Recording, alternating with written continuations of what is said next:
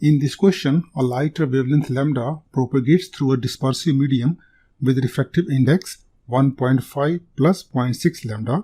The question says that calculate the group velocity of wave traveling inside this medium in units of 10 to the power 8 meter per second.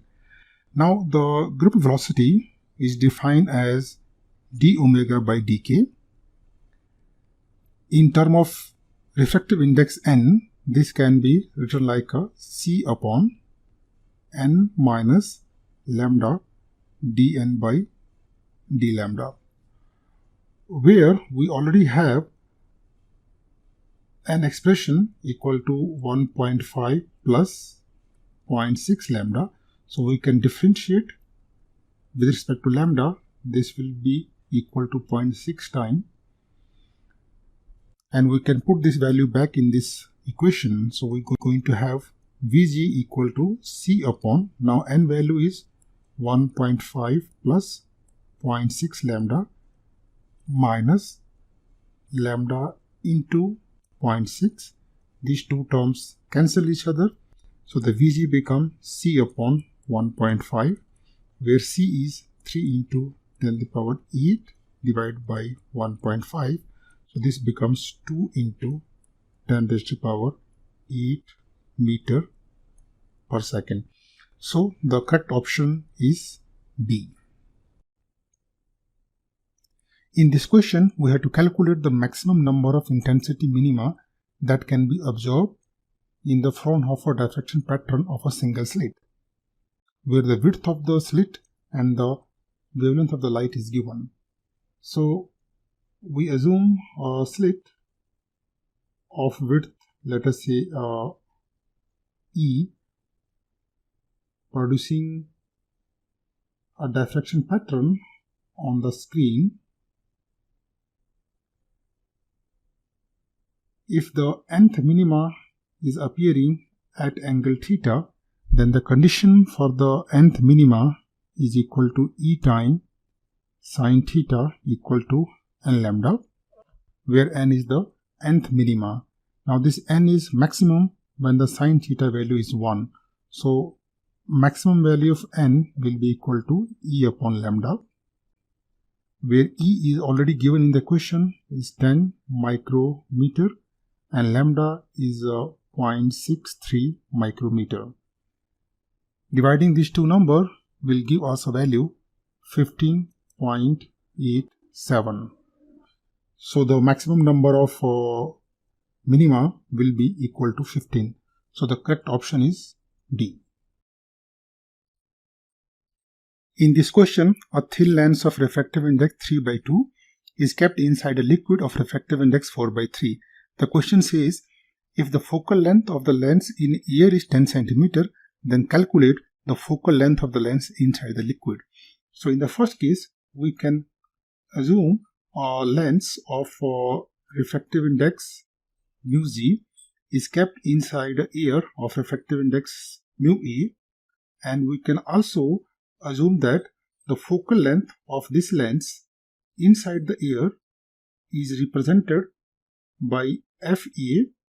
Then according to the lens making formula, we can write 1 upon Fa equal to refractive index of the lens divided by refractive index of air minus 1,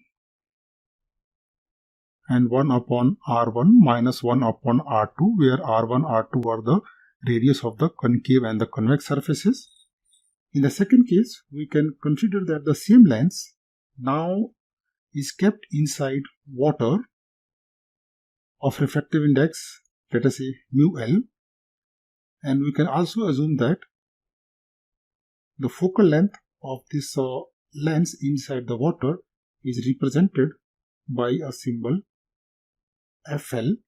Then according to the lens making formula, I can again write 1 upon Fl equal to refractive index of the lens divided by refractive index of the liquid minus 1, and the same quantity 1 upon R1 minus 1 upon R2, and then we can divide these two terms and we can have Fl upon Fa equal to mu z upon mu a minus 1 divided by mu z upon mu l minus 1.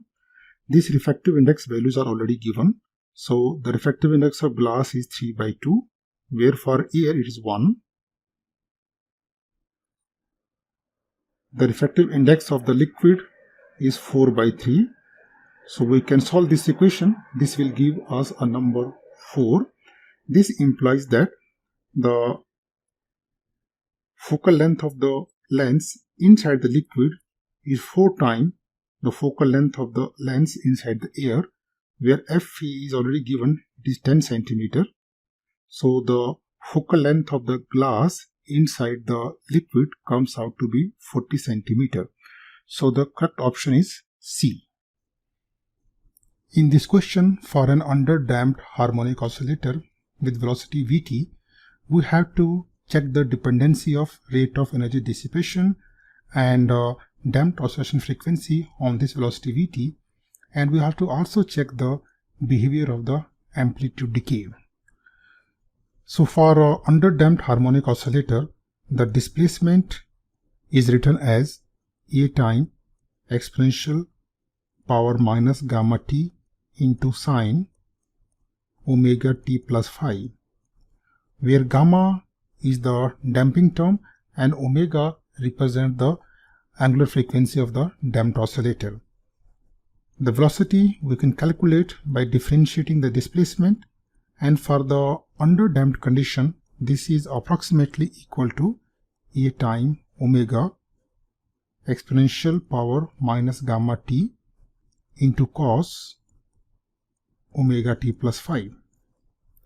From here we can calculate the total energy of the oscillator, which is sum of the kinetic energy and potential energy, equal to 1/2 times mv square plus 1/2 times m omega square and x square. If we solve this equation, we're going to have 1/2 times omega square a square exponential power 2 gamma t.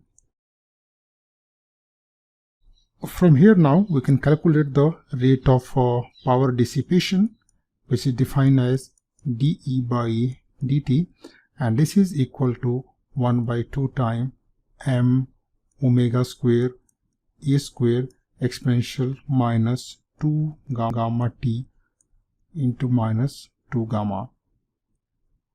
Clearly, this power dissipation is proportional to the velocity square.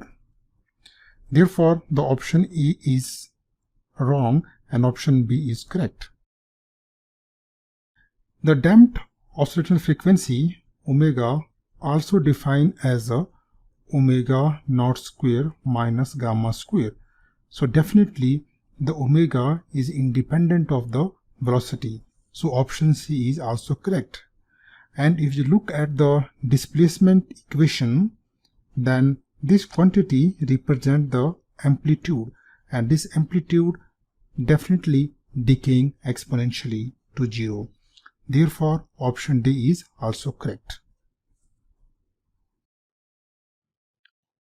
According to this question, 7th bright fringe in the Young double slit experiment using a light of wavelength of 550 nanometer shifts to the central maxima after covering the two slits with the two sheets of different refractive indices N1 and N2, but having the same thickness 6 micrometer. So we have to calculate the difference between the N1 and N2. So in order to solve this question, first we can draw the setup of Young double slit experiment. These two slits having a separation of small d, and this screen is located at distance capital D from the slits, and I can also show the position of the central maxima, which is at distance O. Now the nth maxima from the position O will be located at distance n lambda d by small d. So according to the question, the seventh bright maxima will be located at distance 7 times lambda d by small d. Now, if we cover the first slit with the glass material of refractive index n1 and this glass is of thickness t, then the central maxima will shift upward by distance delta 1 and the delta 1 here will be equal to d time n1 minus 1 t upon small d. Similarly, if we cover the second slit also with another glass material of refractive index n2 but of same thickness t, then the central maxima will going to shift downward by another distance delta 2 and this delta 2 will be equal to capital D n2 minus n1 t upon small d. If both the glass plates are present simultaneously, then the net shift in the central maxima will be equal to delta 1 minus delta 2, and if we solve this equation, it will give us dt upon small d n1 minus n2. But according to the question, the seventh bright fringe is already shifted to the central maxima, so this delta is given 7 lambda d by small d. So this capital D and small d we can cancel in this equation and we're going to have n1 minus n2 and this will be equal to 7 lambda d by small t. The value of lambda is already mentioned in the question, that is equal to 550 nanometer, where the thickness of the glass plate is 6 micrometer. So we can solve these numbers and this will give us a numerical value 0.64. So the correct answer is 0.64. In this question, light of wavelength 680 nanometer is incident normally on a diffraction grating having 4000 lines per centimeter. We have to calculate the diffraction angle corresponding to the third order maxima. Now, the condition of the diffraction maxima is E plus D sine theta equal to n lambda, where E plus D represents the grating element, and in this question the E plus D is already mentioned. This is equal to 1 upon 4000 lines per centimeter. So in meters this will be equal to 10 raised to power minus 2 upon 4000. This n is known as the order of diffraction, and in this question we have to calculate for n equal to 3, and the lambda is also mentioned. This is equal to 680 nanometer. So we can substitute these values in above equation to calculate the sine theta, which is equal to n lambda upon E plus D, and after putting this value the sine theta terms comes out to be 0.816, and the angle we can calculate from here, that will be sine inverse 0.816, and the exact value of this angle will be equal to 54.68. So the correct answer of this question is 54.68. In this question, an object of height 2 cm is placed at a distance of 30 cm in front of a concave mirror with radius of curvature 40 cm. We have to calculate the height of the image. Now, in order to solve this question, first we can draw a concave mirror whose radius of curvature is already mentioned. So we can show that from the center point, this distance is 40 cm. One object of height 2 cm is placed at a distance of 30 cm. So we can use the length making formula, which says that 1 upon V upon 1 upon U equal to 1 upon F. And from here we can calculate the V, that representing the position of the image it comes out to be fu upon u minus f. Now we have given the object distance is already minus 40 centimeter. The focal length f for the concave mirror is r by 2. So r is mentioned 40 centimeter. So this comes out to be minus 20 centimeter. So we can put these values here in this equation. Minus 20, minus 30, minus 30, and this become plus 20. After solving this, we will get minus 60 centimeter. It means that the image is located at distance 60 centimeter from the pole. We can use now another formula of magnification, which is that it is equal to the ratio of hi, that is the height of the image, upon height of the object, and this is also equal to minus v upon u.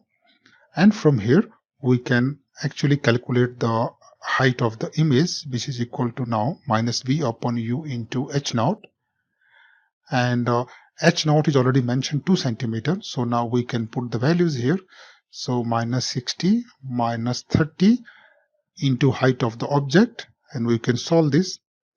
We will get minus 4 centimeter. It means the object is located at minus 60 centimeter, but now the height of the image will be minus 4 centimeter. So the correct answer is 4.